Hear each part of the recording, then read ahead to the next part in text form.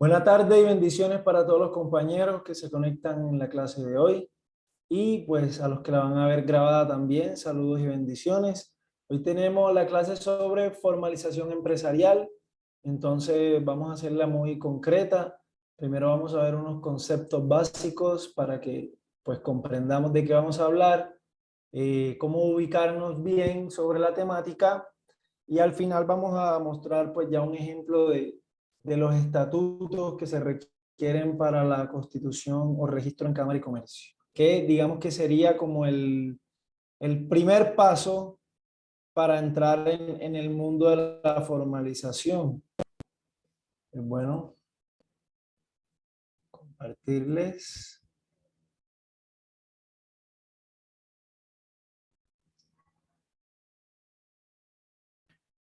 Ok, entonces vamos a empezar con los conceptos básicos. ¿Qué sería entonces ese concepto de formalización? ¿Qué quiere decir?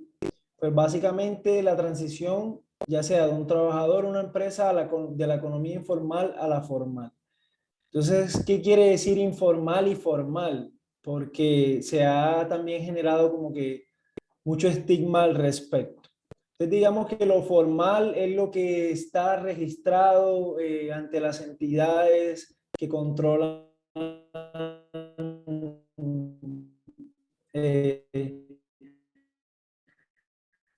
a las otras entidades de comercio, trabajos, ya sea en seguridad social o en el salario que le pagan a sus trabajadores, en la declaración, donde se mueven las empresas pues ya legales y que tienen seguridad ante el mercado.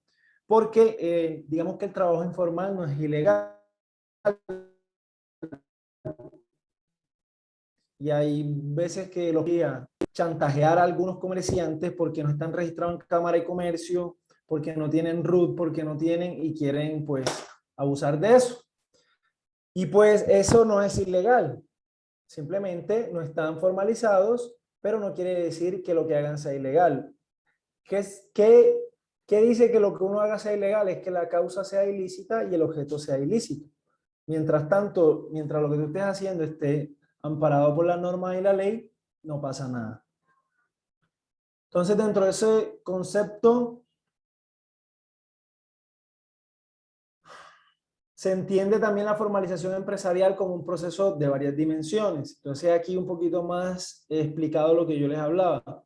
Es la formalidad asociada con la existencia de la empresa, que incluye los requisitos de registros empresariales, que son el registro mercantil, el RUT y el NIT. O sea, básicamente el registro en Cámara y Comercio y el registro ante la DIAN. También se conoce como de insumos o factores de producción, es la formalidad asociada a los insumos o factores de producción utilizados por la empresa, que incluyen los requisitos para el uso de la mano de obra, lo que les decía después, contratación formal, aseguramiento de los trabajadores, el uso de la tierra como el empleamiento, el negocio y el uso del suelo. Pues básicamente sería como estar en regla ante los entes de control que se encargan de velar por una seguridad mercantil, ¿ya? Para constatar y dar fe pública de que todas las empresas que están ahí son empresas legales que cumplen con sus deberes, sus obligaciones y con los derechos de sus trabajadores. Entonces, básicamente, eso sería formalizar, estar en ese circuito de legalidad.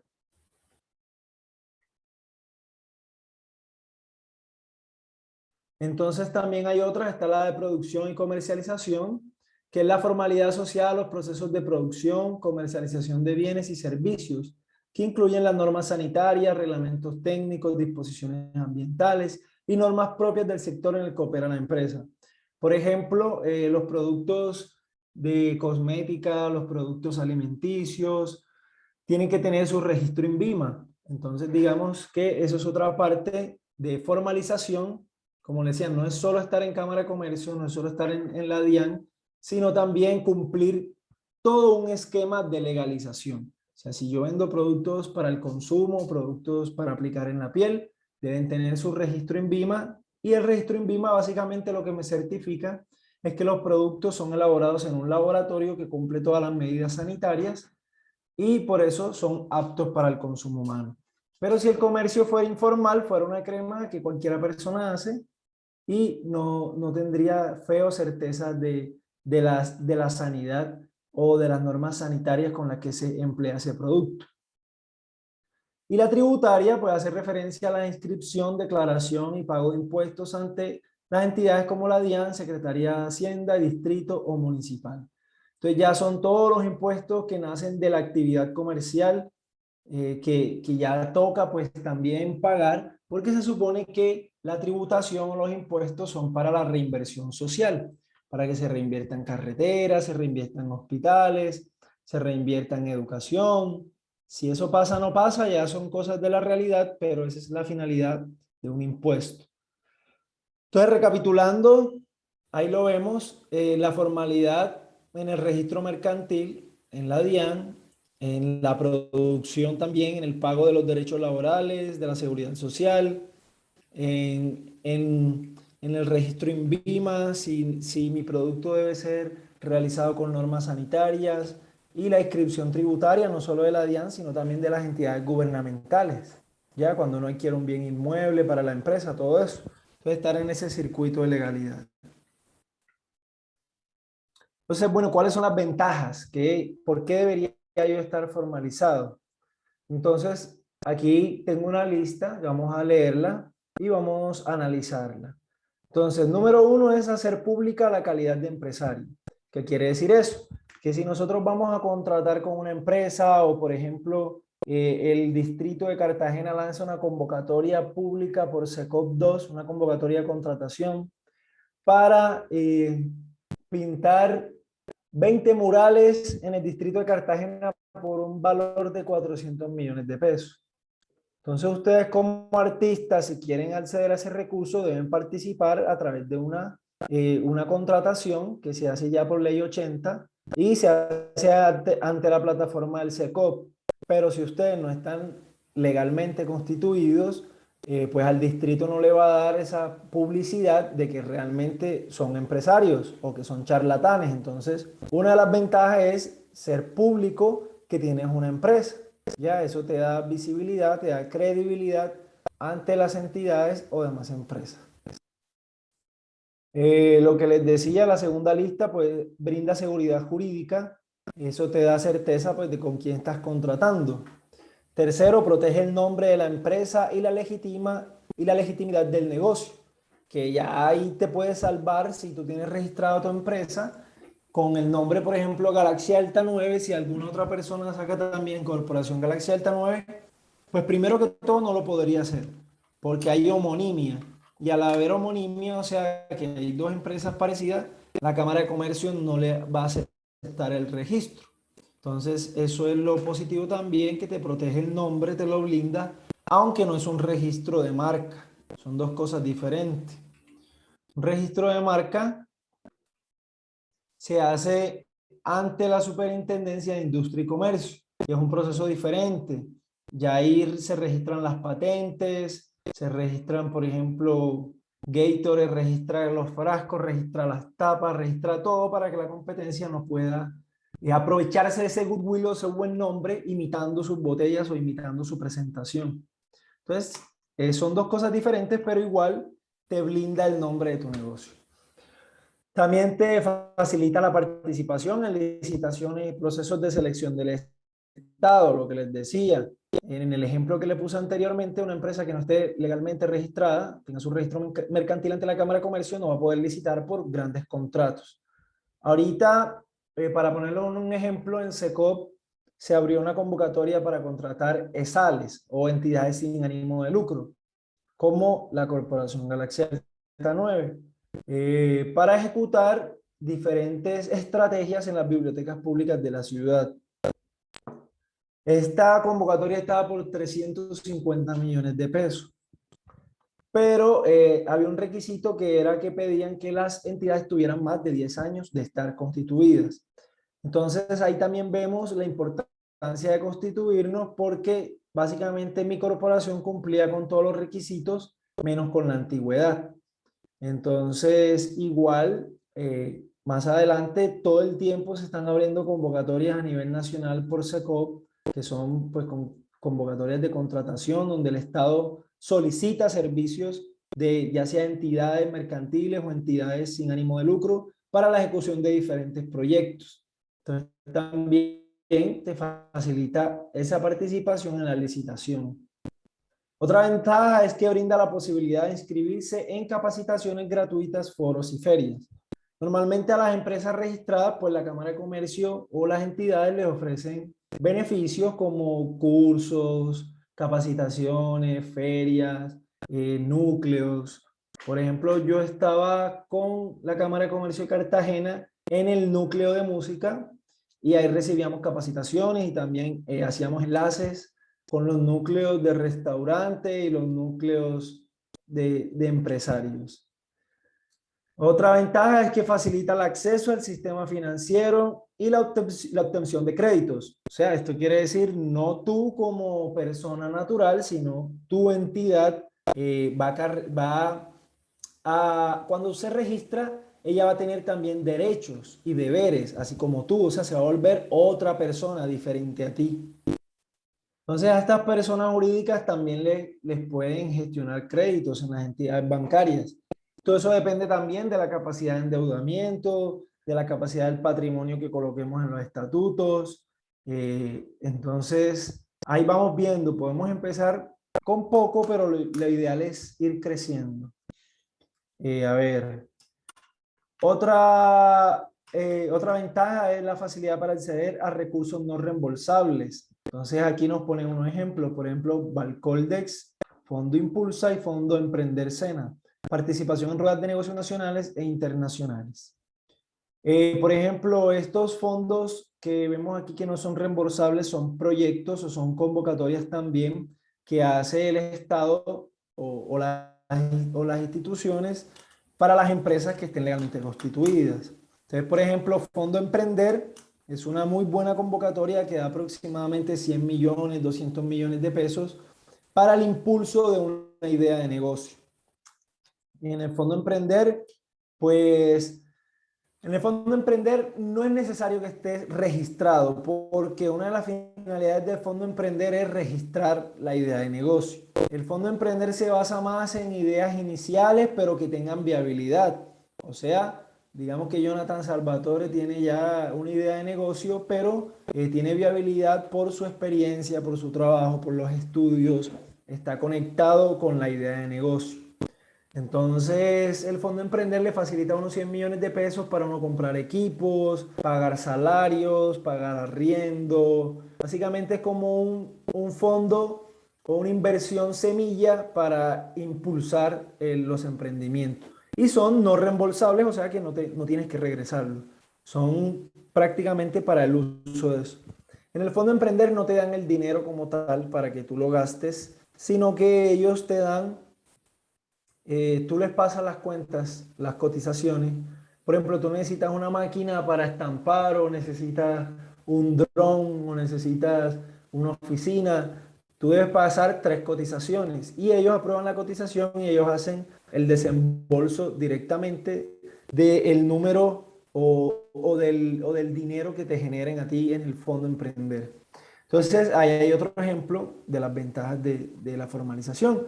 Cuando se refieren a ruedas de negocio, son las ruedas de negocio que hacen de las start o de los emprendimientos, ya cuando se van a reunir en ferias con socios inversionistas. Todo esto también requiere, obviamente, que esté registrado. Fondo Impulsa también está regalando becas, regala página web a todas las empresas registradas. Entonces, es una forma de motivar a la formalización empresarial, ya que en Colombia el 70% de los negocios están en la informalidad.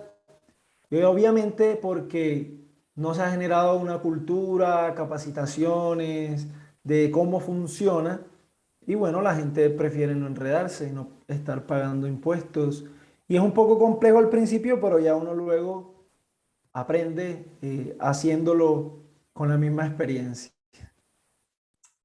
Entonces, bueno, ya vamos entrando un poquito en materia. Ya hemos visto que es la formalización empresarial. También estamos viendo cuáles son las ventajas, o sea, por qué yo debería formalizar mi idea de negocio, mi empresa, mi emprendimiento. Y ahora vamos a ver una de las formas en las cuales en Colombia se pueden formalizar. Entonces, están, como les dije, las entidades sin ánimo de lucro, pero también están las entidades con ánimo de lucro. Estas entidades con ánimo de lucro son las sociedades. Como su nombre lo indica, es la sociedad entre dos o más personas. Digo dos porque una persona no podría ser una sociedad en el papel hablando porque hay una figura que sí lo permite, que son las SAS, pero ya eso lo hablaremos en otro momento. Entonces, la sociedad comercial es una figura que permite que varios socios se agrupen y concurran a fin de desarrollar actos mercantiles, la producción industrial o la presentación de servicios en donde las utilidades o pérdidas del negocio emprendido se distribuyen a prorrata a su participación en el negocio. ¿Qué quiere decir esto? Primero, aquí hay unas palabras claves. Número uno, sociedad, lo que le decía. Número dos, comercial, que es la finalidad de comercio, ¿ya? Que concurran a fin de desarrollar actos mercantiles, o sea, esa es la finalidad de una sociedad, no es la de ayudar. Ya la de ayudar es otro tipo de empresa, otro tipo de entidad, más bien. La producción industrial o la prestación de servicios, o sea, yo puedo hacer una producción industrial o puedo prestar mis servicios, ya sea artísticos, ya sea académicos o cualquier cosa que yo sepa hacer. Pero aquí hay una característica que está al final que dice que las utilidades o pérdidas del negocio se distribuyen a prorrata de su participación en el negocio. ¿Qué quiere decir esto? A prorrata significa la parte que le corresponde a cada uno. Cuando tú vas a formar una sociedad, tú debes definir primero quiénes son los socios y luego cuál es la porción que le corresponde a cada uno. O sea, digamos que yo voy a poner 100 millones de pesos, pero tengo un amigo que va a poner 20. Entonces, yo por ende tengo más acciones, tengo más derecho en esa sociedad por el monto que voy a aportar, pero igualmente van a ser las ganancias y las pérdidas, ¿ya? Las ganancias van a ser mayores para los socios mayoristas o que tengan más acciones e igualmente las pérdidas también. Estas sociedades son diferentes a las entidades sin ánimo de lucro, ya que en las entidades sin ánimo de lucro no se pueden repartir las utilidades. Ya no es como que, bueno, hoy entraron 200 millones, pagamos los costos, nos quedan 100 y nos los repartimos. 60 millones para el que puso, el que tiene 60 acciones, 40 millones para el que tiene 40 acciones. Esto es en las sociedades, pero en las entidades sin ánimo de lucro no. Pero bueno, ahí más o menos creo que me hice entender. Si tienen preguntas, me pueden ir escribiendo en el chat y al final las resolvemos. Entonces, dentro de estas sociedades hay dos tipos de sociedades. Ustedes disculpen si de pronto somos un poquito conceptuales, pero es importante más o menos comprender de qué se trata todo esto, como para entender un poco. Igual no quiero que sean abogados ni que salgan aquí con todo el conocimiento, pero sí que comprendan más o menos de qué se trata esto. Entonces, dentro de las sociedades que les estaba hablando anteriormente, con las características que hablé, se encuentra la sociedad de capital y la sociedad de personas. Entonces, se llama sociedad de capital aquellas sociedades en las que lo que importa son los aportes económicos, las acciones y no las personas. Para este tipo de sociedades no importa en manos de quién estén sus acciones, pues son impersonales. Entonces, estas sociedades de capital tienen sus características. Cuando te hablan de que importan los aportes económicos y no la persona, quiere decir que tú representas en la sociedad el aporte económico que tú tienes ahí. Por ejemplo, este tipo de sociedades son estas que están aquí, que es la sociedad anónima, sociedad por acciones simplificadas, que es la SAS, sociedad en comandita por acciones y sociedad de economía mixta. Un ejemplo de sociedad anónima, por ejemplo, es Ecopetrol, Coca-Cola, empresas muy grandes que tienen tantos socios que no se conocen quiénes son los socios. Pero si la empresa tiene una pérdida de 40%, todos los socios pierden el 40%. Pero si la empresa crece un 60, todos los socios crecen en 60. ¿Cuáles son las características de esta sociedad? De que ellos mercadean en bolsa, ¿ya? En corretaje. Normalmente ustedes han visto en las películas, compro, compro, compro, yo vendo, vendo, donde hay un montón de gente apiñada ahí vendiendo y comprando acciones. Hoy en día también se da, pero ya es de manera digital, desde la casa. Entonces hay programas que son un poquito más complejos porque son con gráficas y las personas que compran en bolsa pues tienen que aprender este lenguaje de gráficas. Sin embargo, como se pretende estimular la inversión, el mercadeo, se pretende estimular también, digamos, como que digo yo, una forma de pensar. Se han creado plataformas para personas que no saben invertir en bolsa. Como por ejemplo, si han visto la propaganda de eToro. eToro lo que hace es que te pone la plataforma como si fuera una página de Facebook. Te muestra la empresa, te dice cuáles son las ganancias que tiene anuales, cuál es su nivel de riesgo y cuánto cuestan las acciones. Entonces tú puedes comprar acciones en las empresas que te gusten y que tengan la capacidad económica. Entonces, por ejemplo, Tesla, que es una compañía muy grande de producción de vehículos eléctricos, tú puedes invertir ahí y si Tesla crece, tus inversiones crecen. Entonces, digamos que yo compro 30 acciones por 30 millones de pesos. Si la empresa crece, a mí la empresa me va a reconocer por ese capital. ¿Qué pasa ahí? Que los socios compran acciones y la empresa utiliza ese dinero para invertir, para crecer, para escalar, para producir aún más. Entonces, de esas ganancias gana obviamente la empresa, pero también ganan los socios. En estas sociedades también ellos no te venden las acciones de derechos, sino las acciones de capital. O sea, ellos tienen derechos económicos. Quiere decir eso, que si la empresa crece o la empresa decae, tú pierdes o ganas económicamente. Pero no tienes voz ni voto en las decisiones de la junta directiva o de la asamblea. Normalmente esto es así. Hay algunas que sí te venden las sociedades ya de participación para que seas parte de los socios, pero no son todas. Sobre todo estas grandes ya tú lo que puedes comprar son los derechos económicos, ya, o a impulsar y arriesgarte a ganar o a perder.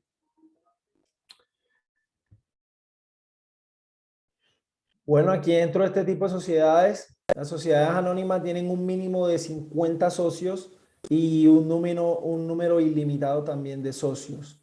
La sociedad por acciones simplificada fue una sociedad que creó Álvaro Uribe en el gobierno a través de una ley cuando era congresista, una ley que él fue el promotor.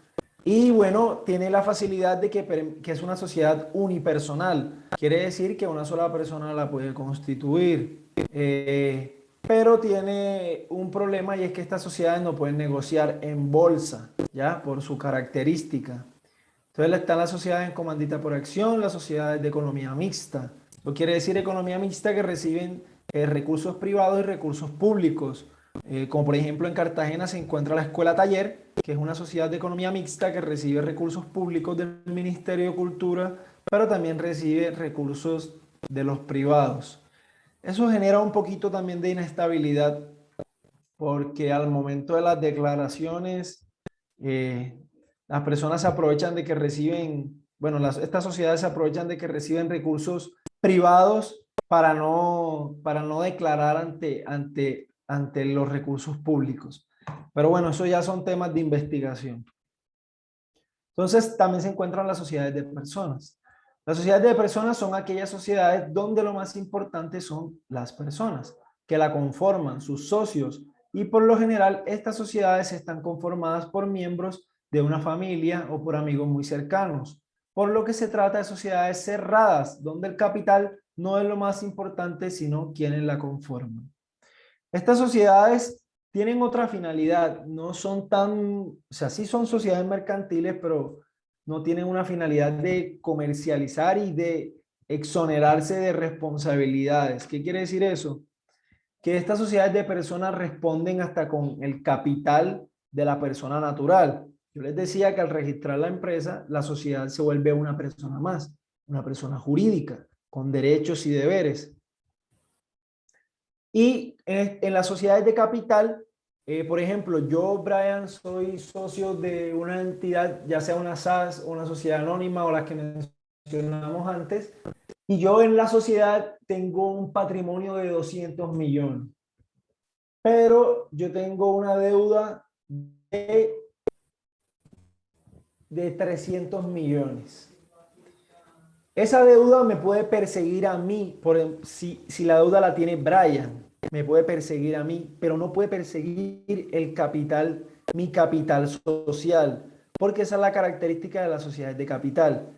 Allá tú representas es el valor, pero no se mezclan los patrimonios. Ese es el patrimonio de la persona jurídica independiente y acá es tu propio patrimonio. Pero en las entidades o en las sociedades de personas, si respondes hasta con tu patrimonio y el patrimonio de la empresa. O sea, si tú debes 300 y tú tienes 200 acá y 300 acá, te quitan 300 y te quitan 200 de acá. Entonces son sociedades que no tienen la finalidad como más mercantil, sino son sociedades de familia, sociedades de amigos cercanos que se tienen confianza, que saben lo que hacen y que son un número pues más bajo que las sociedades anónimas. Aunque a medida de que la empresa vaya creciendo, si ya no encaja dentro de los requisitos de la sociedad, le tocaría transformar la sociedad.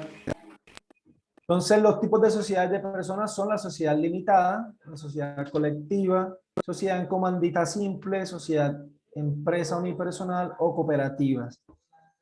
Esto, pues, si ustedes estuvieran estudiando Derecho, me tocaría explicárselo lentamente, cuántos son los números de socios, que cada empresa, cómo responden con su patrimonio, cuáles son las características de cada una. Pero esa no es la finalidad de esta clase. La finalidad es que ustedes comprendan, tengan la noción y entiendan cómo funciona el mundo de la legalidad mercantil. Entonces, bueno, aquí hablaba un poquito de lo que yo les decía, la responsabilidad.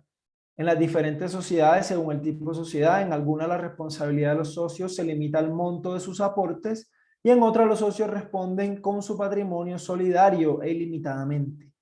Lo que le decía, si tú tienes en la empresa 200 millones y le debes a la empresa 200 millones, pero en tu patrimonio personal tienes 500 y está en una sociedad de capital, no importa, ellos solo te pueden cobrar tu capital. Porque tu responsabilidad está limitada al tipo de sociedad en la que estás trabajando. A diferencia de las otras sociedades que sí respondes con tu patrimonio. Muy bien. Entonces, estas que hablamos anteriormente son las entidades con ánimo de lucro, que su finalidad es vender, comercializar, hacerse ricos, millonarios, en fin. Las entidades sin ánimo de lucro no tienen la finalidad de que los socios se hagan ricos y millonarios. Sí hay muchas fundaciones que los socios son ricos y millonarios, pero digamos que en el deber ser no es la finalidad. Sin embargo, eso no quiere decir que por estar en una ESAL no tengas la calidad o el derecho de,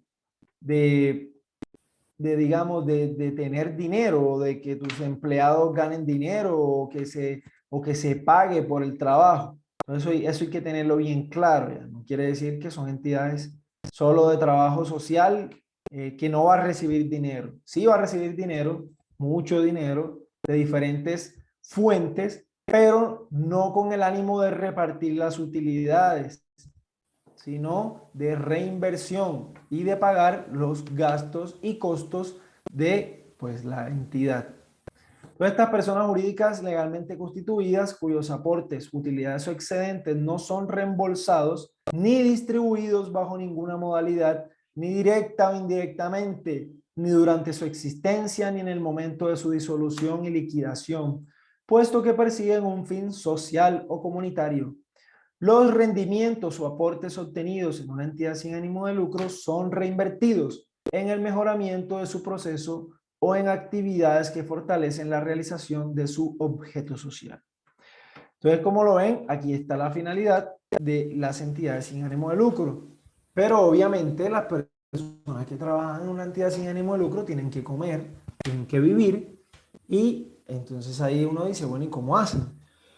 Entonces aquí no se reparten utilidades, lo que entra es para la persona jurídica y la persona jurídica paga el trabajo o la prestación de los servicios que requiera para la ejecución de sus proyectos.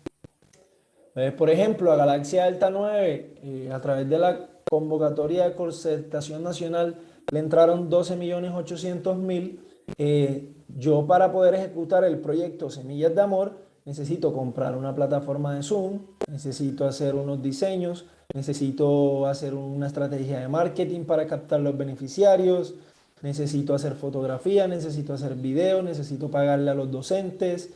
Entonces, todo ese proyecto tiene unos costos. Entonces, no es que yo, oh, ok, entraron 12.800.000, tú tienes tantas acciones, toma esto, tú tantas y esto. No. Aquí se paga por la labor, por el trabajo. Cuando son donaciones o dinero de convocatorias públicas, no se permite el pago de los empleados con ese dinero ni de servicios públicos. O sea, nada que no tenga que estar relacionado directamente con la ejecución del proyecto. Entonces, no es que yo me gané concertación nacional para hacer semillas de amor y estoy pagando el arriendo del local, o eso no se permite, la utilización de esos recursos. Solamente si el arriendo del local va directamente relacionado con la ejecución. O sea, yo necesito y presupuesté el alquiler de un mes para la ejecución de ese proyecto. Eso son cosas diferentes. Entonces, a las entidades sin ánimo de lucro tienen la habilidad, pues, de que pueden recibir donaciones. Legalmente pueden recibir donaciones de cualquier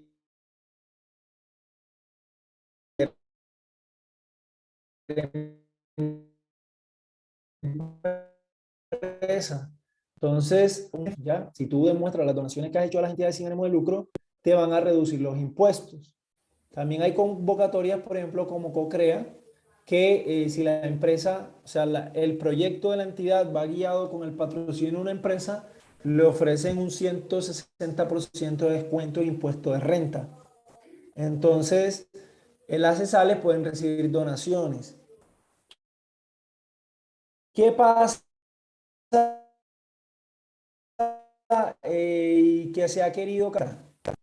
Y lo que sucedía con esto era que, por ejemplo, una empresa muy grande tenía su sociedad comercial y creaba una fundación. Entonces, para no pagar impuestos, metía toda la plata en la fundación y luego eh, pasaba, no, mire, yo 100 millones de pesos los doné, así que no voy a pagar esos 100 millones de pesos de impuestos, pero realmente no eran reutilizados, sino que era una manera de lavar ese activo. O sea, se exoneraban de pagar los impuestos a través de hacer ese tramullo. Entonces la DIAN luego decretó que todas las entidades sin ánimo de lucro también iban a pagar impuestos de renta para tratar de recaudar ese dinero que estaba entrando a las entidades. Sin embargo, hay una manera para que la entidad hoy en día no pague ese impuesto y es presentando una calificación para que te revisen tu entidad, y tienes que tener unos requisitos particulares como de trabajo social, de que realmente los recursos te vuelven a pasar al régimen especial. Entonces, las cesales tienen como principal fuente de ingreso los dineros recibidos por parte de personas naturales,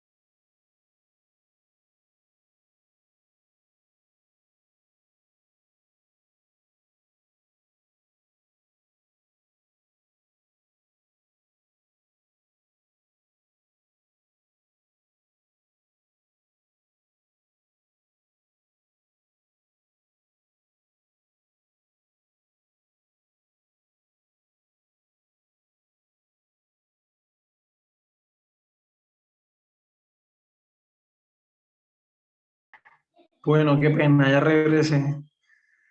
Que estoy teniendo problemas con el internet en mi computador, pero en el celular no, así que es lo más extraño del mundo.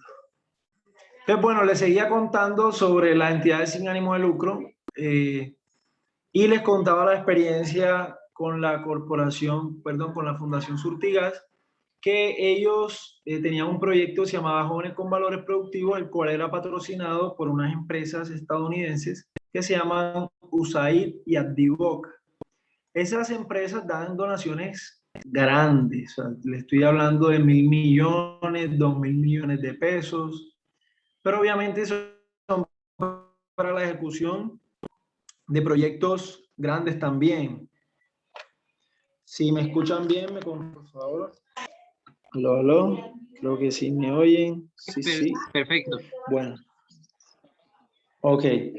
Entonces, por ejemplo, ellos, ¿cuál fue su proyecto? En su proyecto que ellos le pasaron a estas entidades era que ellos iban a captar un número de jóvenes para luego formarlos en emprendimiento cultural, formarlos en desarrollo artístico, formarlos en formación empresarial, formarlos también en patrimonio e historia, digamos, en reivindicación de las fiestas. Aparte, ese proyecto tenía muchos patrocinadores. Estaba la alcaldía, estaba el IPCC, estaba la Cámara de Comercio. Entonces son muchos dineros que a la Fundación Surtigal le ingresó y ellos lo ejecutaron a través de, obviamente, el pago de los docentes, uniformes, nos dieron calculadoras, nos dieron libretas, bolsos, suéteres y también nos dieron un capital semilla. A Familia Delta 9 le dieron 5 millones de pesos para comprar instrumentos, los cuales pues aquí están y nos han servido muchos, pero era parte de la finalidad de ese proyecto, era impulsar el emprendimiento cultural para escalarlo a otro nivel. Entonces, esas son las ventajas también de las entidades sin ánimo de lucro. Entonces, ustedes deben decidir qué es lo que quieren, cómo se ven viabilizados. Por ejemplo, desde mi ejemplo, desde mi perspectiva, yo tengo una entidad sin ánimo de lucro que es Corporación Galaxia Alta 9. Nuestra finalidad es prestar servicios de educación artística, de educación empresarial, emprendimiento cultural. Está muy enfocado a la parte académica, pero, por ejemplo, Familia Delta 9 es una banda, una agrupación musical y está más focalizada a la venta, ya, a la venta del servicio musical como tal. Mis productos cosméticos también están más enfocados a la venta, a la comercialización, no tiene una finalidad social. Entonces, eso es lo que ustedes deben identificar. Ahora bien, no quiere decir que puedan tener ambas. Claro que pueden tener ambas. Ustedes, por ejemplo, como artistas, tienen la parte comercial de la venta de los cuadros, pero también pueden tener proyectos sociales para educar niños, para educar jóvenes, para educar poblaciones vulnerables y pueden captar todos los recursos públicos como una entidad sin ánimo de lucro para la ejecución de esos proyectos, que era lo que nos decía, ¿cómo se llamaba este chico de Palenque? Franklin, creo que ahí está conectado, que él quería pues gestionar esos recursos para su entidad. Entonces, por eso es importante la formalización, porque eso es lo que nos va a legalizar las donaciones y lo va a hacer viable. Yo, en mi experiencia, la mayoría de donaciones las he conseguido a través de proyectos culturales, que va a ser la clase que vamos a dar mañana. Es imposible que ustedes con esta clase ya monten su empresa, pero lo ideal es que yo les voy a dar las herramientas para que ustedes hagan la tarea, ¿ya? Entonces, por eso les decía, la tarea no es para que me la entreguen, sino para que hagan crecer su emprendimiento, para que lo vayan escalando. Entonces, yo al final les voy a mandar un modelo de estatutos, al final les voy a explicar cómo se hacen, que sería la primera parte del registro mercantil, ya luego tienen que ir a la DIAN y ya es un proceso un poquito más largo, pero digamos que para comenzar. Y la idea es que, bueno, yo voy a estar ahí a su servicio para que me hablen, me escriban, yo los asesoro y puedan elaborar sus estatutos. No tengan que pagar un abogado 5 millones de pesos para que le hagan unos estatutos. realmente no tienen nada del otro mundo, pero sí hay que dedicarle tiempo.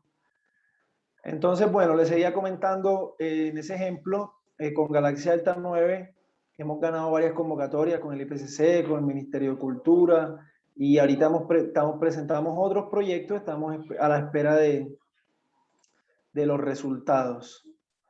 Entonces, ustedes tienen que definir eso, cómo se ven, cómo quiero empezar constituyéndome, cuál es mi fuerte, ¿ok? Si es el trabajo social, yo me veo más visionado a formalizarme como entidad sin ánimo de lucro, pero si yo entro de ese labor también, yo hago tambores y quiero vender tambores, más adelante te puedes constituir como una empresa. Obviamente, cada persona jurídica va a tener sus obligaciones de impuestos, sus obligaciones de facturar, eh, todo eso que suena un poquito engorroso y que a veces da dolor de cabeza, pero que no tiene nada al otro mundo tampoco. Se pueden realizar.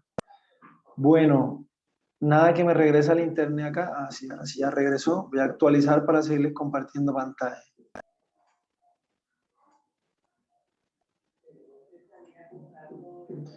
Bueno, voy a volver a ingresar aquí para que puedan ver los estatutos.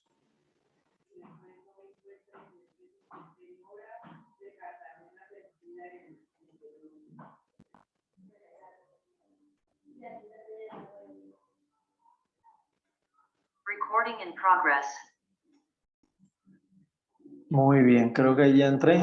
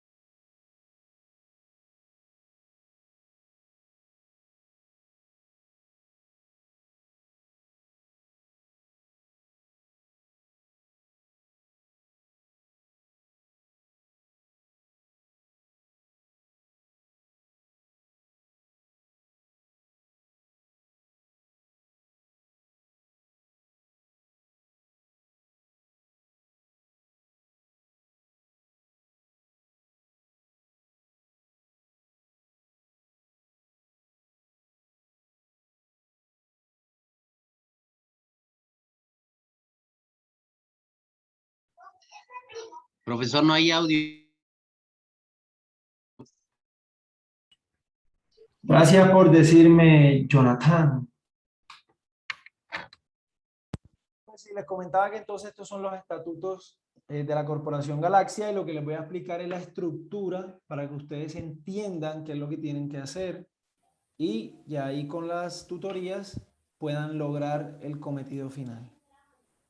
Entonces, bueno, les decía que comenzamos con un acta donde se reúnen los socios que van a formar la empresa.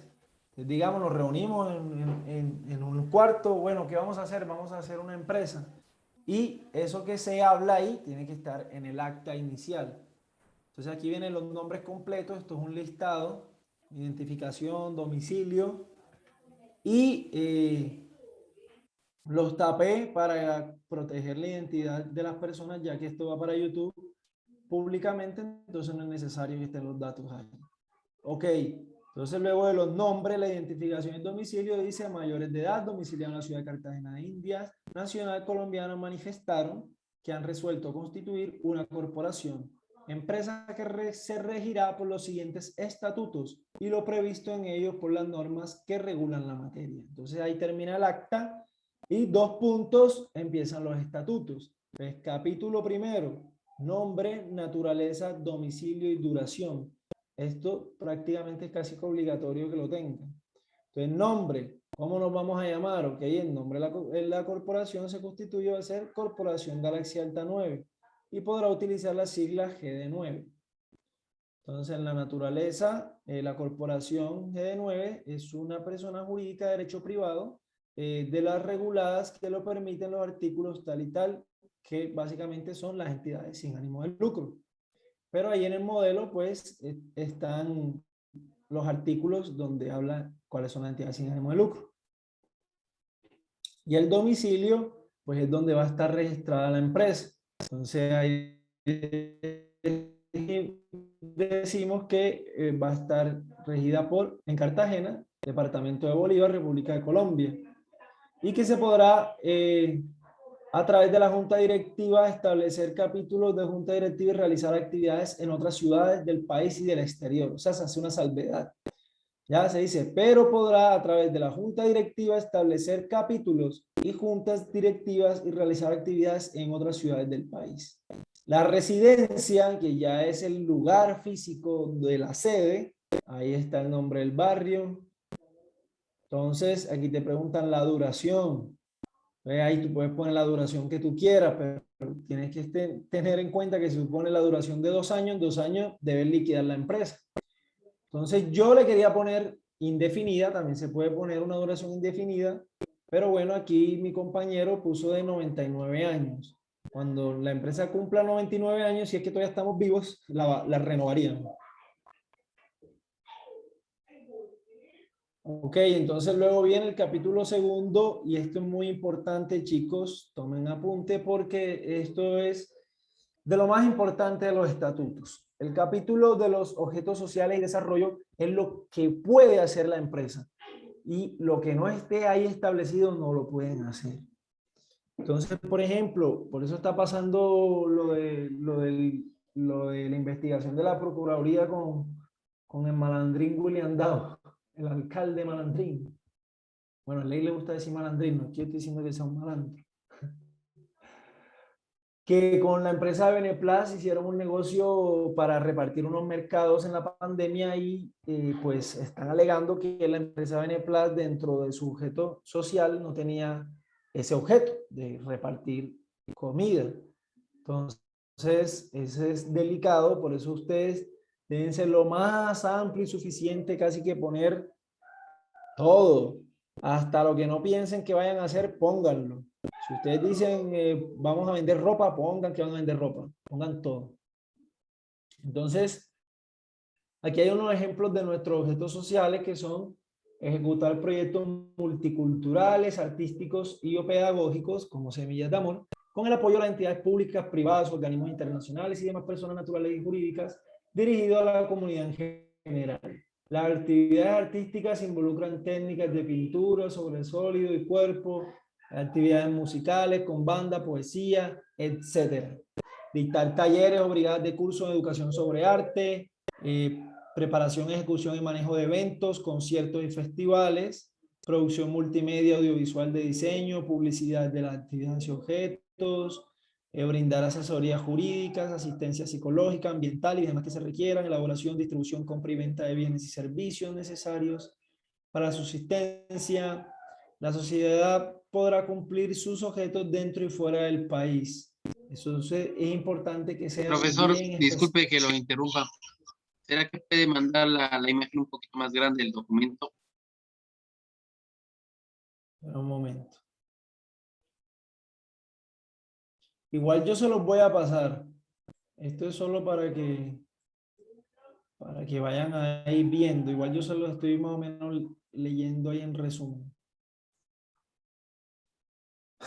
Bueno, entonces, aparte de eso, aquí en el artículo 6 dice, para desarrollar el objeto propuesto, o sea, lo que dijimos antes que íbamos a hacer, la corporación podrá realizar actividades y programas que propendan el desarrollo integral gremial de los asociados, realizar directa e indirectamente por cuenta propia o ajena, mediante consorcio, unión temporal, alianzas estratégicas, organización gubernamental, nacional, proyectar, ejecutar, administrar, coordinar, controlar, evaluar planes, programar proyectos, orientar, o sea, como que lo que podemos hacer para ejecutar el objeto social, desarrollar, investigar temas relacionados directamente, elaborar programas de difusión a nivel comunitario, diseñar y desarrollar mecanismos de financiación y cofinanciación, asociarse, fusionarse, participar en uniones temporales, consorcios, todo esto es necesario, digamos, para que esté avalado, pues las estrategias mercantiles que puedas utilizar. Diseñar, ejecutar, evaluar y sistematizar programas, proyectos de recuperación ambiental y social que incrementen la capacidad de habilidad, conocimiento de la comunidad en dimensiones ambientales. Entonces sigue liderazgo democrático, convivencia pacífica, efectuar todas las otras actividades de operaciones económicas relacionadas directamente con el objeto social, como por ejemplo la adquisición de bienes, la prestación de servicios, realizar eventos, apoyar o patrocinar la ejecución de otras sociedades y cualquier otra actividad que tenga una relación directa con el objeto social de la corporación y que sirva para su fortalecimiento y proyección.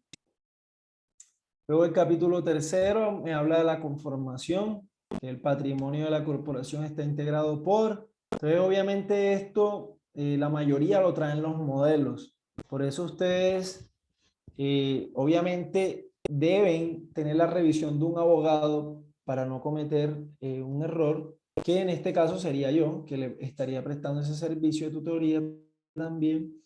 Sin embargo, en la misma Cámara de Comercio también les hacen las correcciones y les van diciendo qué es lo que tienen que mejorar.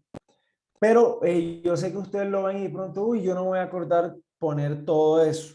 Entonces, ya los modelos traen, por ejemplo, tú pones modelos de entidades sin ánimo de lucro, ya te van a traer lo que viene por default o por error, o sea, lo que ya viene establecido, pero tú debes leer, saber si está adecuado a tu organización, si lo debes quitar, si lo debes cambiar. Muy bien. Entonces, está conformado por los aportes económicos, donaciones o cuotas de sus miembros, por las donaciones y aportes, ya sea de personas jurídicas nacionales o extranjeras, que la corporación acepte, los auxilios que reciba, los productos, beneficios, rendimiento de sus propios bienes, inversiones y todos los demás bienes que por cualquier otro concepto a título válido ingresen a la corporación. En ese capítulo se hace una aclaración de dónde ingresan los dineros de la entidad. Entonces, ya aquí viene el parágrafo primero, que ya también te lo solicitan, y ahí tú puedes variar el monto. Dice, el patrimonio inicial de la Corporación Galaxia Z9 es de 500.000 pesos, aportados los asociados fundadores. O sea, tú ahí estás diciendo, por ejemplo, nosotros somos 4 socios y que vamos a fundar con el patrimonio de 500.000 pesos, quiere decir que cada uno puso 125.000 pesos. Eso no te lo van a pedir que tú lo demuestres con consignaciones ni nada, eso es interno. Pero tú sí debes poner un número, una fecha, perdón, un monto, porque en base a ese monto, a ese patrimonio, es que se va a estructurar tu empresa, o sea, tu capacidad de endeudamiento. Por ejemplo, si una entidad te va a prestar un banco, ellos van a ver en los estatutos cuál es el patrimonio que pusiste y según las declaraciones, cómo ha crecido tu patrimonio para saber si tienes la capacidad de responder. Entonces, si tú pones un patrimonio bajito, los impuestos van a ser bajitos. Si tú pones un patrimonio alto, los impuestos van a ser más altos, pero también tiene otras ventajas de que puedes licitar contratos mucho más grandes que las empresas con patrimonios pequeños. Entonces, la junta directiva señalará cuando fuera necesario el monto de aporte de los miembros deben hacer, regulará las diferencias y su forma de pago. O sea, quiere decir que internamente las cuotas se van a regir por otra parte.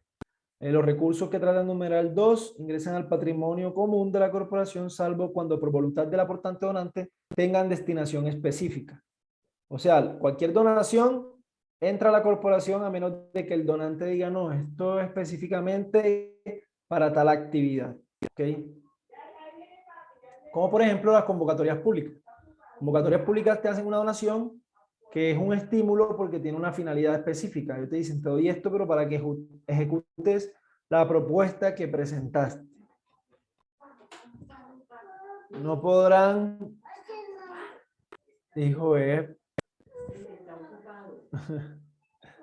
Pues sí. Esperemos un momentico.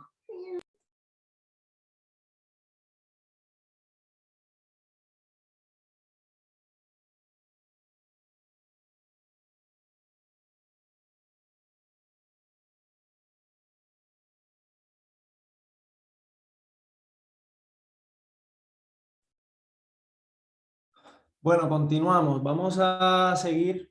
Ahí, como les decía, es imposible que ustedes se aprendan todo en una sola clase, pero van a tener la clase grabada. O sea, la van a poder ver varias veces para que cuando estén diligenciando sus estatutos sepan, pues, de qué se trata cada capítulo. Obviamente con un modelo que esté adecuado y la guía, pues van a poder lograrlo. Entonces, básicamente, aquí ya se dicen cosas sobre el patrimonio específicas, como que los auxilios o donaciones ni legados condicionales o modales, cuando la condición del modo contravenga principios que inspiren el objeto de la corporación. O sea que cualquier aporte que no vaya encaminado a la finalidad de la corporación. La destinación del patrimonio es exclusivamente el cumplimiento de su objeto, salvo las formaciones de la reserva en ley, o sea, pagar los impuestos y eso. Capítulo cuarto, asociados, derechos, deberes y prohibiciones. Aquí se van a poner los asociados, cuáles son sus derechos, cuáles son sus deberes y sus prohibiciones. Entonces, en las clases de asociados, la corporación serán tres, que son los fundadores, que son los que crean la empresa, los adherentes, que son los que vayan llegando después, y los asociados o miembros honorarios, ya son personas naturales, jurídicas, y que aporten ya sea su capacidad científica, económica, contribuyan de manera significativa a la empresa y al cumplimiento del objeto social.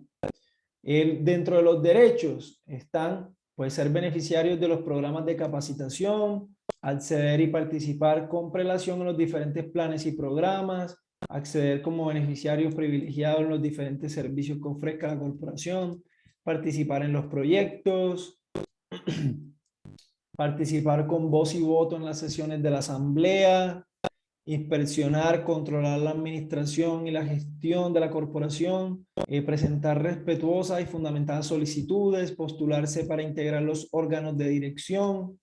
Esto es lo que ustedes quieran poner en esta parte, pueden quitar o no.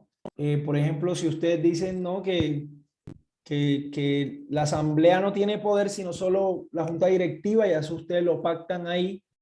Y ya dentro de los derechos ustedes dirán, por ejemplo, aquí este derecho está para postularse a integrar los órganos de dirección, pero si ustedes no lo estipulan y ya usted tiene un órgano de dirección definido y no quieren que se cambie, también lo pueden hacer. Utilizar los bienes, mantener individual y colectivamente la actitud propositiva, etc.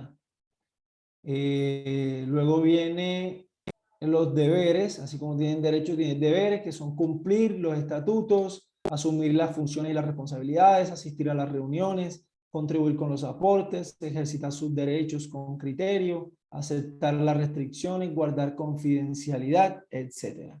También tiene unas prohibiciones, que es faltar el respeto, participar en nombramiento de la asociación, discriminar a alguien, usar el nombre o el logotipo de una manera inadecuada, impedir la asistencia, usar las sedes, o sea, para cosas que no sean de la corporación. Esas son las prohibiciones.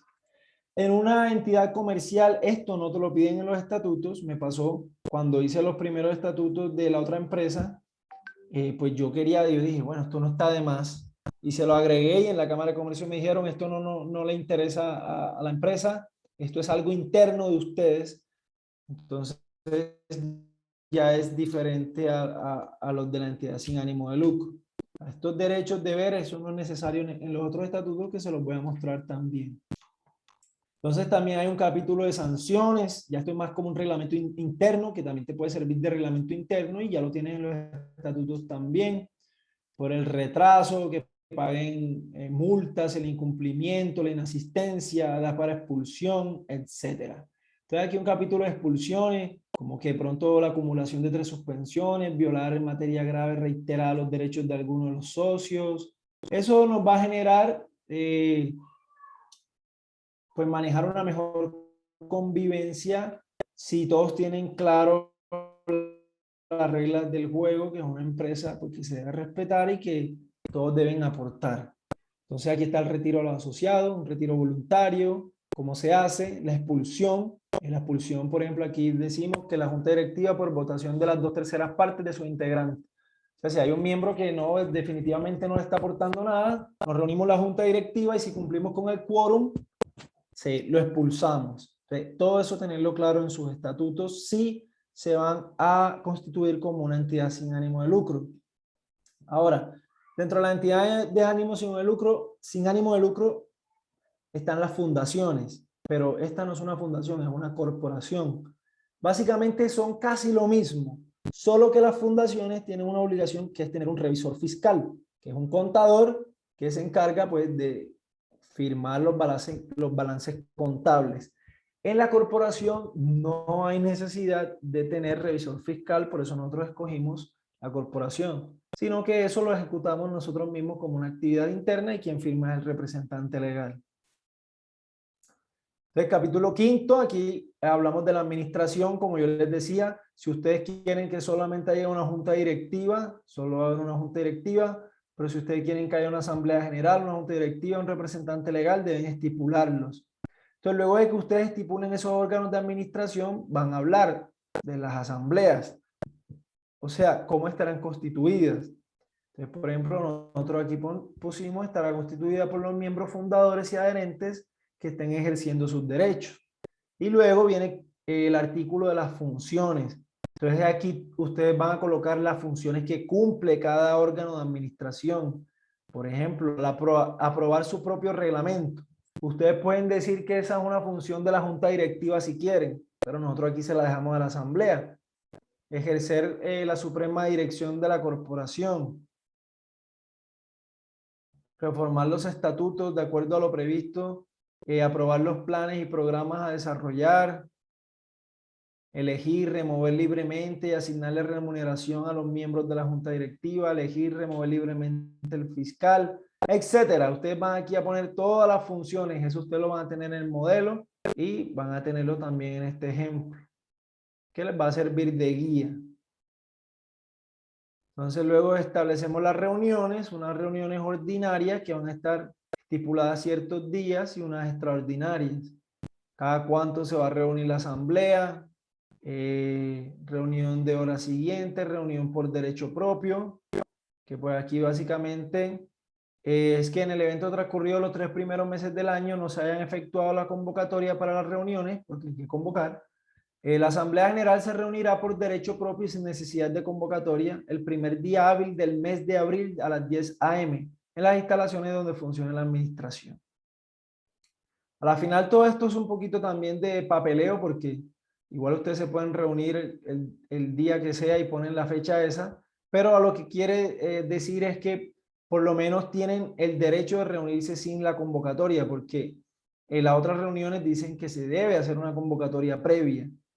Entonces, esto es una forma de estipular también una reunión por derecho, reunión de segunda convocatoria. Entonces, no quiero quedarme mucho aquí porque es extenso, pero más o menos para que comprendan. Dice, si se convoca la Asamblea General, esta no se reúne por falta de quórum. El quórum es lo que tú estipules para tomar las decisiones. Está el quórum decisorio y el quórum deliberatorio. Entonces, por ejemplo, vamos a reunirnos y yo en mis estatutos dije que el quórum deliberatorio es de la mitad más 1. O sea, si somos 100 personas y hay 51, tenemos quórum deliberatorio. Pero si yo digo que el quórum decisorio es la mitad más 1 de los del quórum deliberatorio, o sea, de los que asistan a la reunión, eso quiere decir que para tomar la decisión debe votar a favor la mitad más uno, o sea, de esos 51, la mitad tiene que votar, por ejemplo, 26, tienen que votar a favor para poder que haya un quórum decisorio. Bien. Entonces, se dictará una nueva reunión sesionaria, decidirá válidamente cualquier número plural de asociados. La nueva reunión no deberá efectuarse antes de los 10 días, después de los 30 días hábiles contados de la fecha fijada para la primera reunión. En todo caso, deberán deliberar y decidir con cualquier número plural de asociados. Esto quiere decir que si con la convocatoria primera no se hace y con la reunión por derecho tampoco, ya al final en los estatutos se estipula que con los que asistan se debe tomar la decisión. Eso lo estipula cada estatuto diferente, dependiendo de lo que ustedes quieran. Entonces, básicamente esto ustedes lo pueden copiar y pegar en su emprendimiento si están de acuerdo con estos parágrafos, o si no, no lo agreguen. Entonces, también tiene un parágrafo de reuniones no presenciales. El artículo 20 me habla de cómo van a ser las convocatorias para la reunión. Dice que serán realizadas por el representante legal o en su ausencia por el vicepresidente. Todas las convocatorias se realizarán por escrito o por correo electrónico. Se están estipulando reglas internas para la elaboración. Esto no lo piden en las SAS, para que también lo tengan en cuenta. Entonces ya aquí me habla de más detalles, eso ustedes lo pueden leer con calma. Lo que les explicaba el quórum, aquí se habla del quórum. El quórum, la Asamblea General podrá deliberar cuando se encuentre presente o representados un número plural de asociados que a su vez represente la mayoría de los asociados, salvo las excepciones legales estatutarias, o sea, lo que hablamos anteriormente. O sea, salvo de que no se pueda reunir de la manera legal, ya se toma la decisión con los que sí puedan asistir. ¿Cuáles son las mayorías? Aquí se estipulan cuáles son las mayorías. Se habla de los derechos a voto en la sesión, los socios fundadores, quiénes tienen derecho a votar, o sea, si se va a tomar una decisión, quién puede decidir sí, quién puede decir que no. No, eso no me gusta, eso sí me gusta, porque hay socios que no van a tener derecho a voto, quizás sí a voz, van a poder opinar, pero no van a poder votar. Entonces ustedes aquí estipulan quiénes tienen derecho a voto. Muy bien, los miembros inhabilitados no contarán para determinar el quórum deliberatorio. Luego aquí, esto que hablamos anteriormente es de la Asamblea General. Luego viene la Junta Directiva. Y lo mismo, ¿cuál es la naturaleza de la Junta Directiva? El presidente de la Junta, cuáles son las funciones de la Junta. Entonces, por ejemplo, aquí es pedir su propio reglamento, el de la admisión y asociados, elegir de su censo y remover libremente al presidente, rendir informes financieros, aprobar previamente los estados financieros, cumplir y hacer cumplir los estatutos, etc. Esto ya ustedes se van guiando, porque como les digo, pueden quitar, pueden poner, pueden agregar, dependiendo su empresa. Aquí hay más, asignar los premios, condecoraciones, proponer asamblea, crear los cargos, autorizar representante legal, etcétera. ¿Cuándo se van a hacer las reuniones? ¿Qué día vamos a estipular las reuniones? Las funciones del representante legal. ¿Cuáles son las funciones del representante legal? Aquí también, por ejemplo, suscribir pólizas, firmar conjuntamente ejecutivos, órdenes de desembolso, proveer los cargos creados a la Junta Directiva, presentar a la Junta Directiva un informe mensual sobre la marcha de las instituciones, etcétera. Esto es un documento que, pues, prácticamente uno transcribe el deber ser. Muy bien, entonces así como hablamos de un representante legal, también hay un presidente de la corporación y este sería su función, presidir todas las reuniones de la Junta Directiva, convocar las reuniones ordinarias, presentar la Asamblea General, cumplir y así cumplir los estatutos, dirigir o supervisar actividades, efectuar todo gasto y las demás que señale la Asamblea. ¿Ok? Del tesorero, entonces, si va a haber un tesorero, ¿cuáles son las funciones del tesorero? Recolectar las cuotas, firmar los cheques, cumplir con las funciones. De la secretaria, notificar con debida anticipación a los miembros, elaborar las actas, coordinar las labores, llevar actualizado el libro, supervisar la correspondencia. Las funciones además del secretario también, atender los movimientos de ingreso y egreso, consignar en las cuentas bancarias, facilitar la junta directiva, etcétera. Aquí todas las funciones de la secretaria.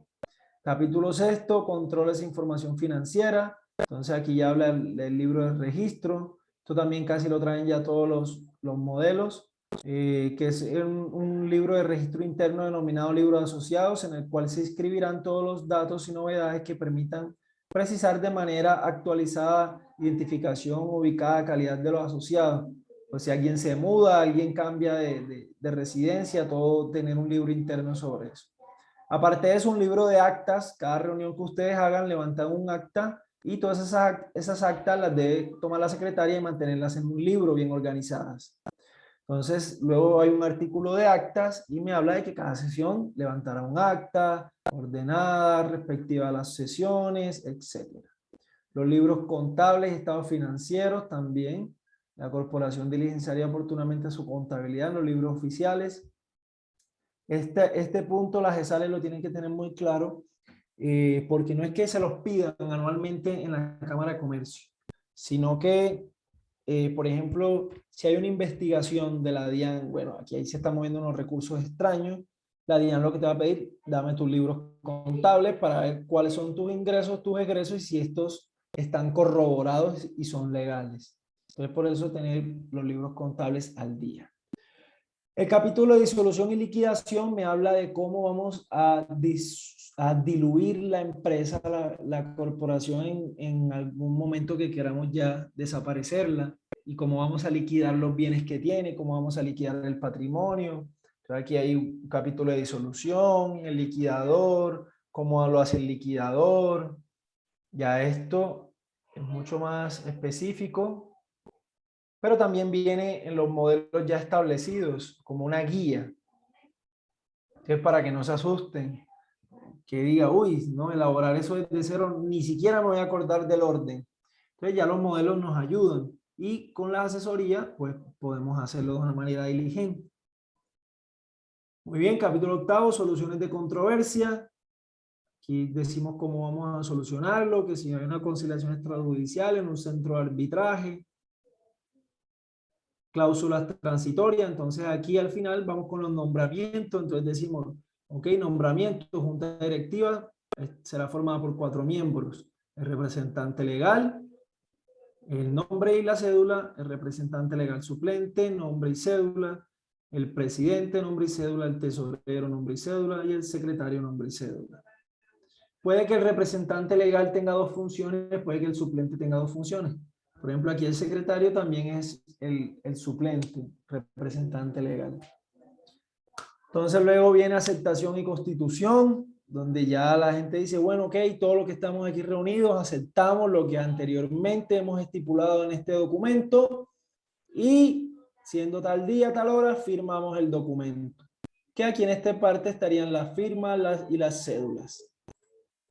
Entonces, a grosso modo, esos son los estatutos de un registro mercantil. Básicamente es de una entidad sin ánimo de lucro dar publicidad de cómo va a estar organizada la empresa, de cómo va a ejecutarse.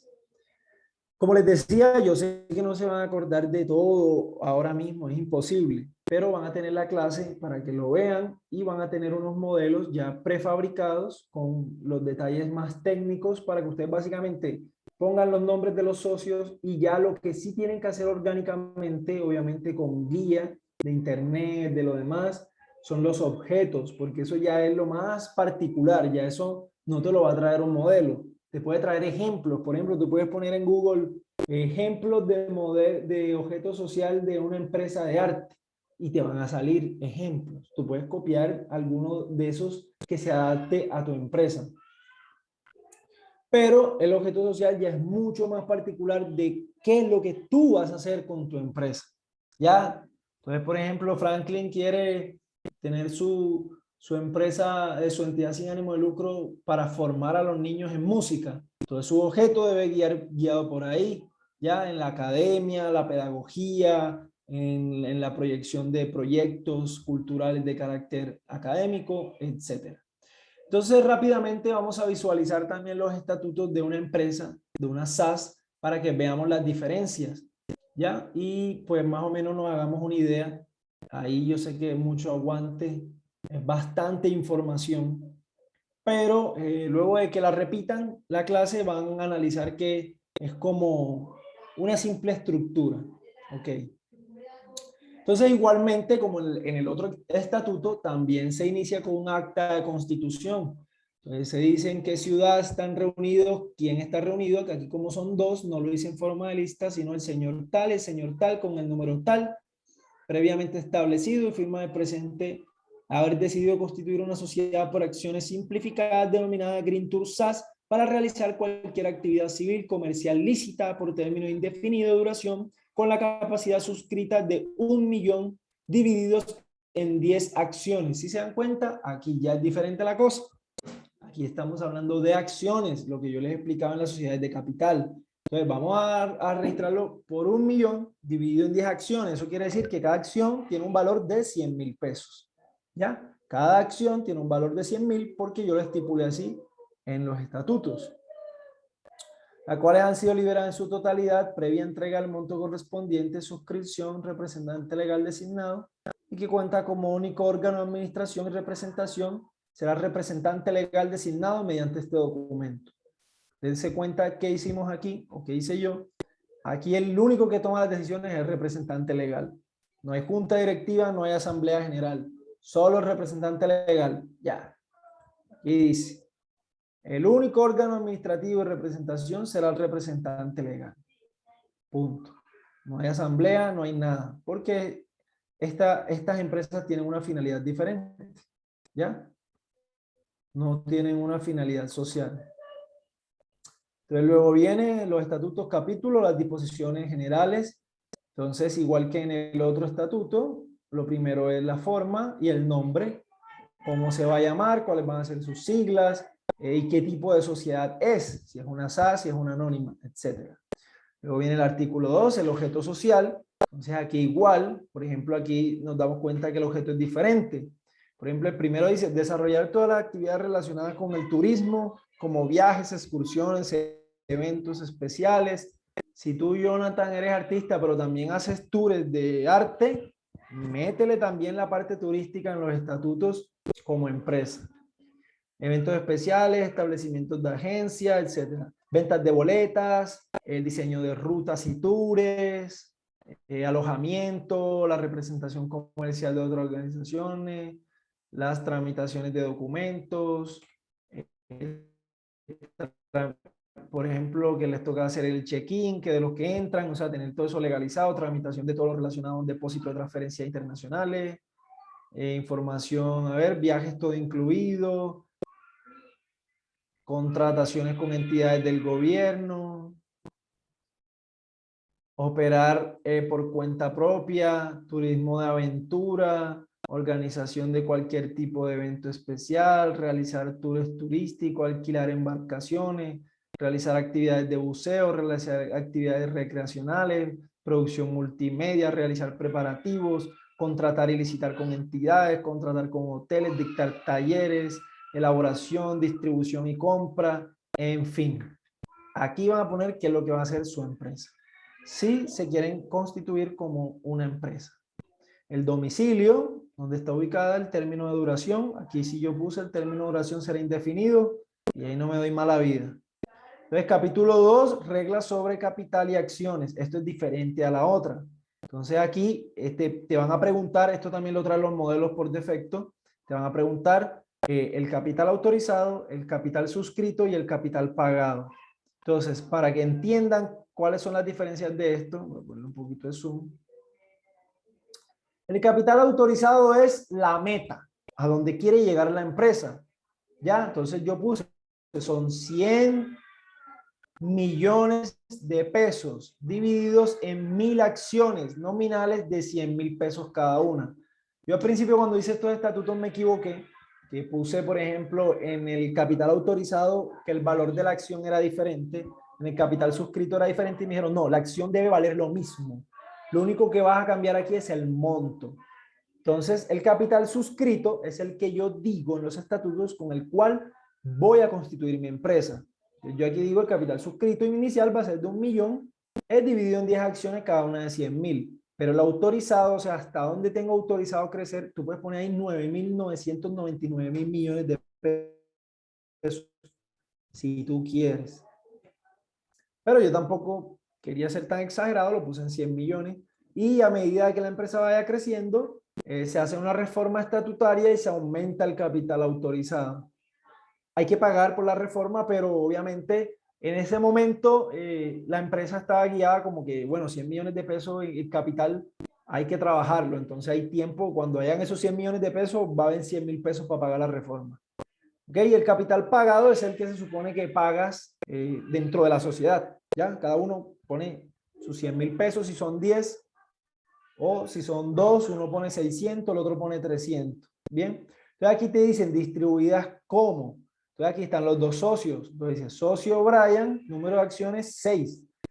Que como son a 100.000, un capital de 600.000 pesos para un total del 60% de la sociedad.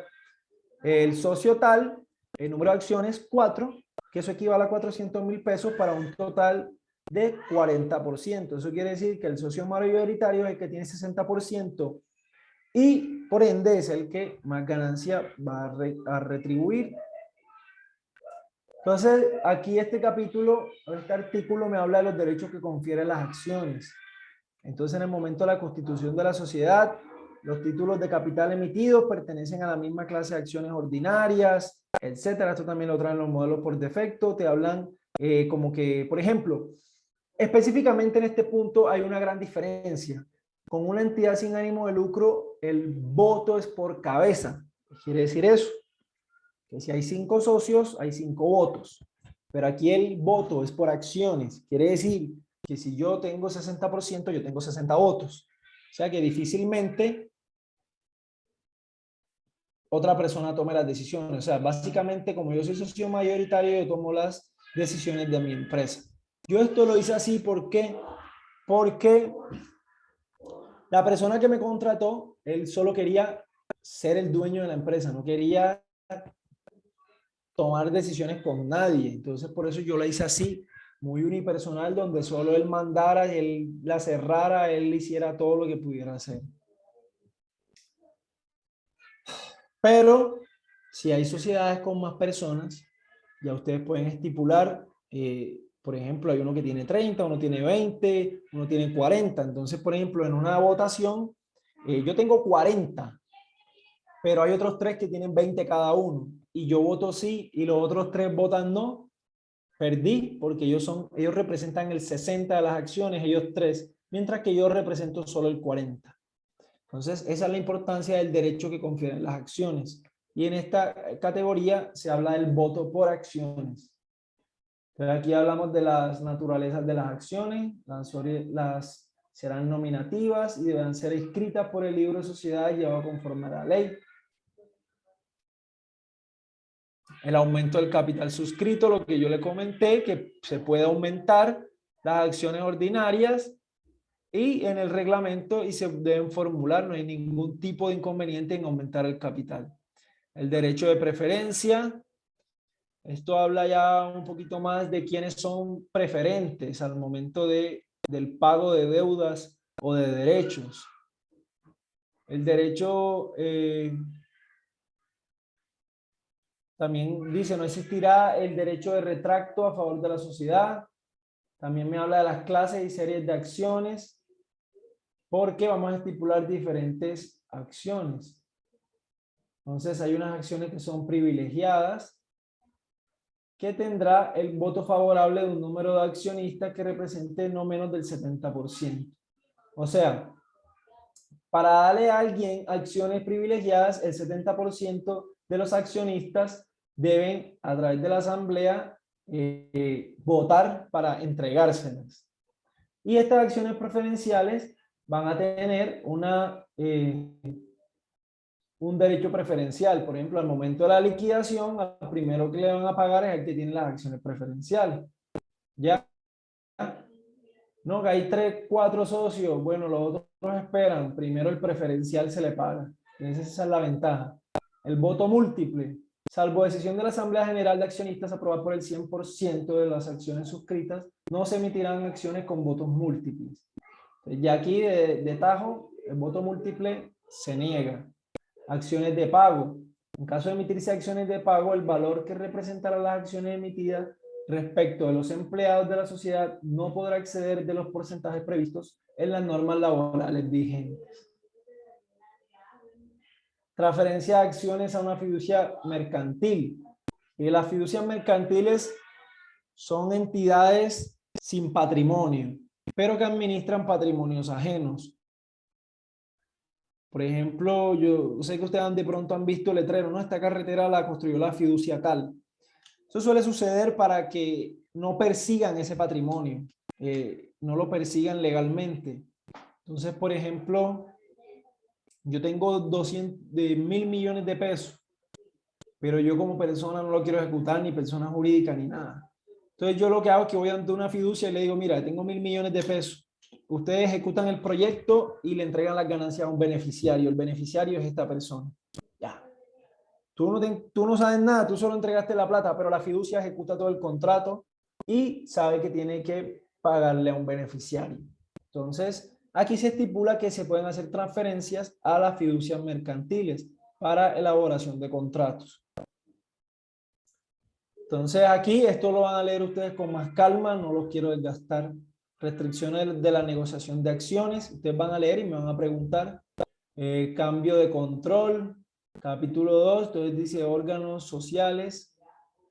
Entonces la sociedad tendrá órganos de dirección denominado 1, Asamblea General de Accionistas y 2, Gerente Representante Legal. Sociedad devenida unipersonal, Asamblea General de Accionistas. Todo esto son, como les digo, ya la estructura. Convocatoria a la asamblea, renuncia a la convocatoria, derecho de inspección, reuniones no presenciales. Bueno, esto no es tan necesario. Yo creo que esto yo lo corregí de los estatutos finales.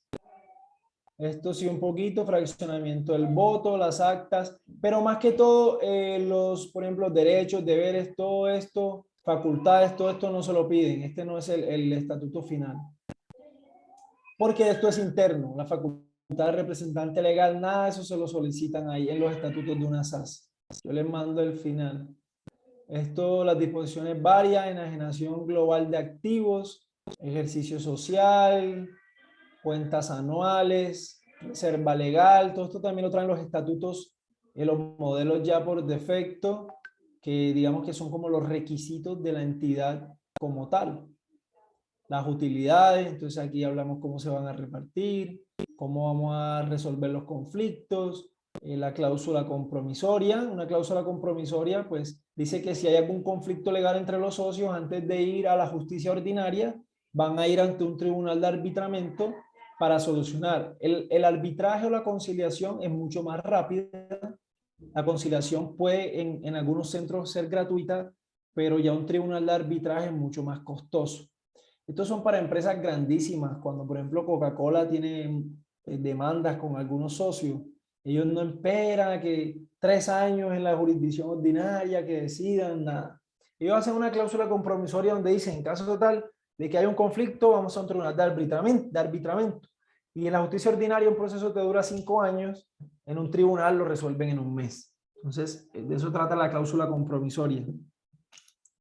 Todas estas cositas son detalles legales, detalles de forma, que yo se los voy a enviar en un modelo que esté pues ya avanzado y ustedes ya me van a ir preguntando lo que requieran como tal.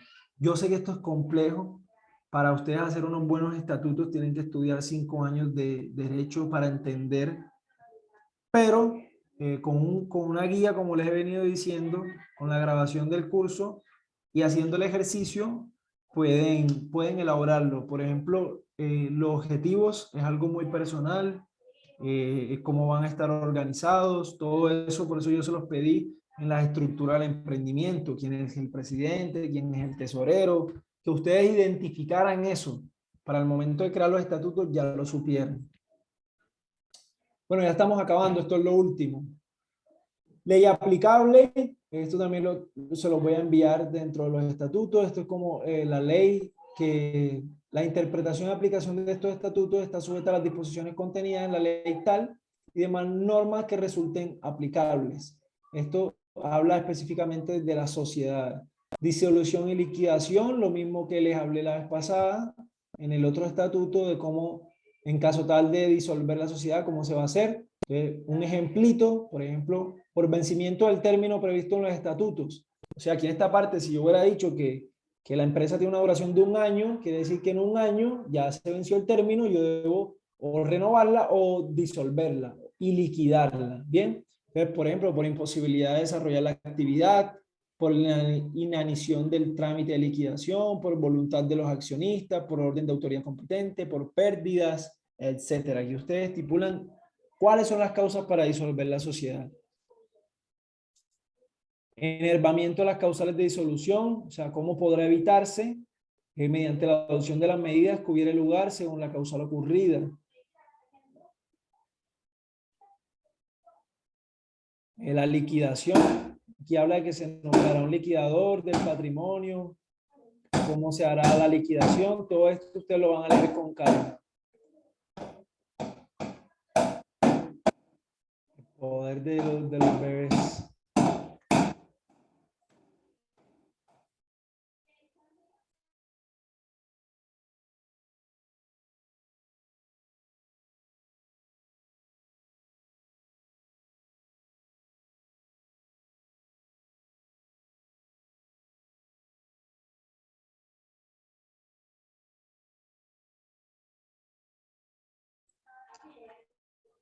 Aquí en la parte final ya las determinaciones, ya aquí vamos a un nombramiento, quién es el representante legal, quién es el suplente y la firma de los accionistas.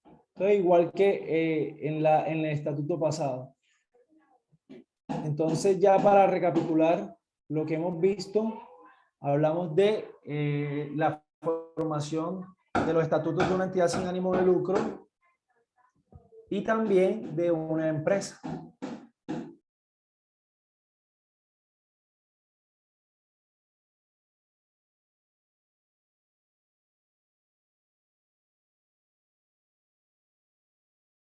Se fue el micrófono otra.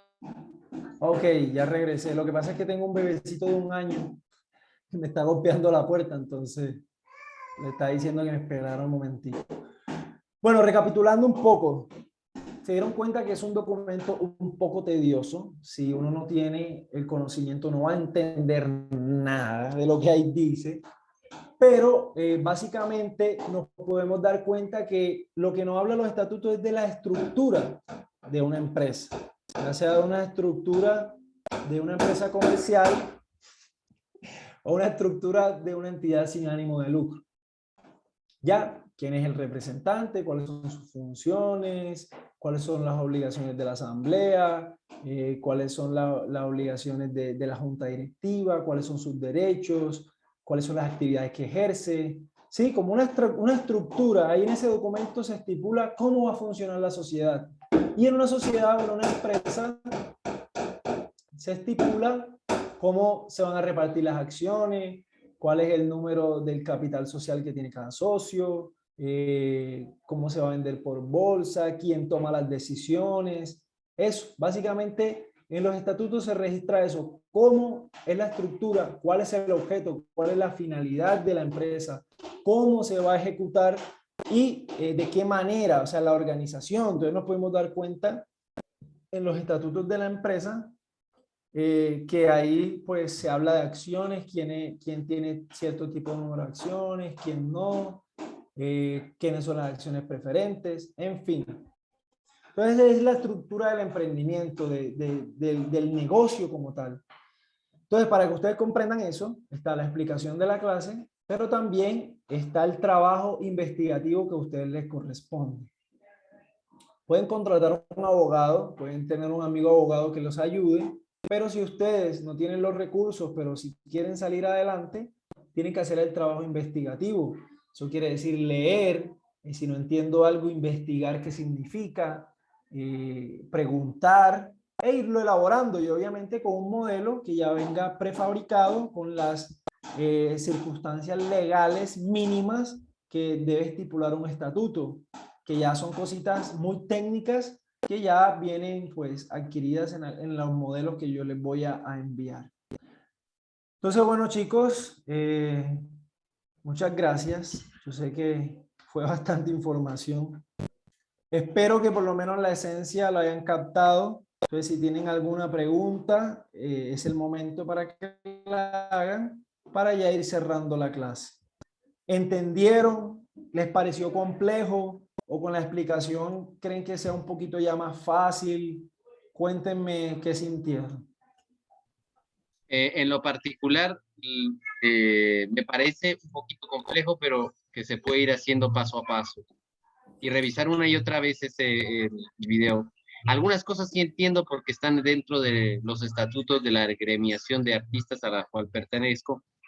Sí había entendido un poco, pero de todas maneras hay que revisar eh, ese material bastante. Exacta, exacto. Exactamente, Jonathan.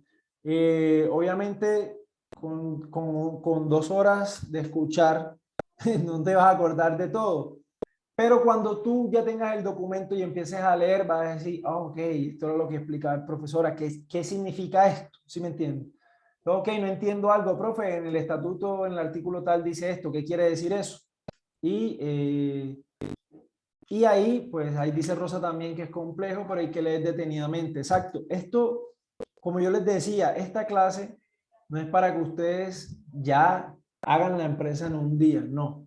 Es para que comprendan cómo funciona la formalización y cómo hacer el ejercicio. Entonces, el primer ejercicio es el registro mercantil. Entonces, con los estatutos, con el modelo, empezar a llenar artículo por artículo. ¿Esto qué es? Esto no lo veo muy coherente con mi empresa, lo puedo quitar, no lo puedo quitar. Y ahí el mismo trabajo investigativo va a lograr a que logres ese objetivo. Entonces, bueno chicos, mañana es la última clase. El 25, sábado, vamos a hacer una feria virtual. Ya, yo contraté a un amigo que, bueno, voy a parar aquí la grabación ya para hablar con ustedes.